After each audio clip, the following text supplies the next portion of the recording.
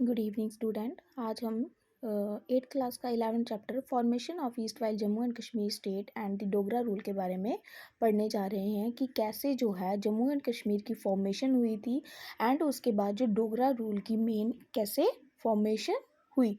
The present chapter discuss the historical event of Jammu and Kashmir from the late 19th century of mid 20th century.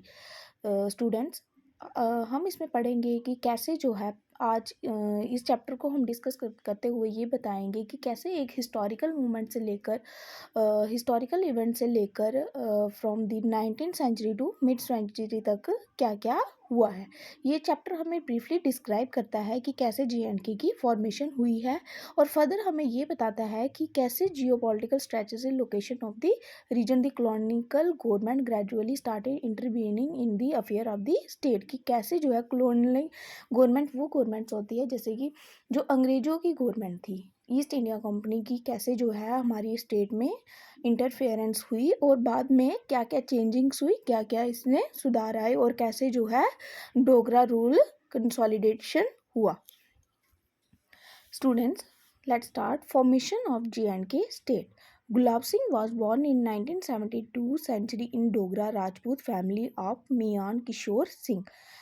क्या होता है कि जम्मू के एक फैमिली में मियान किशोर सिंह के घर में एक बेटा पैदा होता है जिनका नाम होता है गुलाब सिंह। वो कब बॉर्न होते हैं? 1972 सेंचुरी में वो डोगरा राजपूत जम्बाल के घर में मियाँ किशोर सिंह के घर में वो पैदा होते हैं। फ्रेंड्स, स्टूडेंट्स, उनके पास एक जागीर होती है जिसका नाम होता है अंडर व किसकी वो कहाँ है? सांबा में।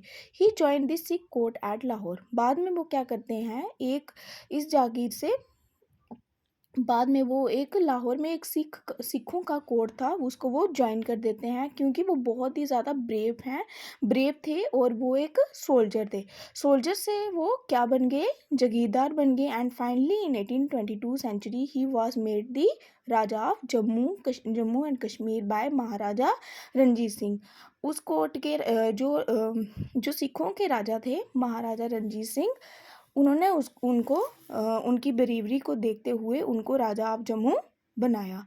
महाराजा Ranjit Singh was the builder of the powerful Sikh kingdom. वो महाराजा रणजीत सिंह जो थे वो सिखों के राजा किंग थे, सिखों के राजा थे उस time. However his death in 1839 century. 1839 में उनकी डेथ हो जाती है। Gave way the political instability and the Sikh court at Lahore got engage in the series of functional fightings. मतलब उनकी डेथ के बाद पीछे बहुत ज़्यादा डिस्टर्बेंस हो जाती है। सिख कोर्ट जो लाहौर में था वो बहुत ही ज़्यादा मतलब लोगों की उसमें नज़र हो जाती है, आपस में लोग लड़ने लगते हैं, बाहर के कुछ उस पर नज़र रखे हुए थे। सो सबसे ज़्यादा जो वहाँ पे जो उसकी पॉलिटिकल स्ट्रैटेजिक पोजीशन थी वो बिल्कुल डाउन हो जाती है। और जो लाहौर के जो लाहौर पे इस कोर्ट पे जो है ब्रिटिश उस टाइम क्या था कि ब्रिटिश ये 1947 के पहले की बात है। तो ब्रिटिश जो आर्मी थी उनकी नज़र उस पर पड़ जाती है और वो ब्रिटिश उसको हायर करने के लिए चले जाते हैं और वो इस चीज़ के लिए वार भी करते हैं। उस वार का नाम होता है Anglo Sikh war in 1946 century in which the East India company stood victorious, जिसमें जो है वो ब्रिटिशर विनर हो जाते हैं। उसके बाद जो है उस टाइम स्टूडेंट जो महाराजा जो गुलाब सिंह जो थे वो जम्मू के किंग थे, उनको ये सब पता था। बाद में क्या हुआ कि ये भी सुनने में आता है कि अंदर अंदर से गुलाब सिंह की जो थी उनके साथ, क्योंकि वो बहुत ही ज़्यादा क्लेवर थे और उन्होंने कुछ किसी मतलब के लिए अंग्रेज़ों से बना के रखी हुई थी, बट वो इस बुक में मेंशन नहीं है। बाद में क्या होता है स्टूडेंट्स, दो ट्रीटीज़ जो हैं साइन होती हैं। ट्रीटी होती है बेटा जब हम कोई किसी बात का कोई एग्रीमेंट करते हैं ना, वो ट्रीटी कहलाती है। दो ट्रीटी होती हैं, treaty of Lahore and treaty of Amritsar in 1846 में। क्या होता है? After the battle of Sobraon Anglo Sikh war Feb 10th 1846। ये जो एंग्लो सिख वार जो होती है वो 10th फेब 1846 में होती है। गुलाब सिंह जो उस टाइम जम्मू के राजा होते हैं और बहुत ही वार का मतलब कि वार का बहुत ही उस टाइम डार्क टाइम चल रहा होता है और फैसिलिटेटिव न्यू उसमें बाद में डिस्कशन की जाती है और जो है एक ट्रीटी साइन की जाती है, ट्रीटी ऑफ लाहौर, जिसमें जो है ये सिखों और ब्रिटिश के बीच में एक एग्रीमेंट किया जाता है। इस एग्रीमेंट में ये होता है कि ब्रिटिश कहते हैं कि हम आपका दरबार छोड़ देंगे, बट उसके लिए आपको हमें कुछ पैसे देने पड़ेंगे, जिसकी अमाउंट है जिसकी अमाउंट थी it is reduce Sikh British territory component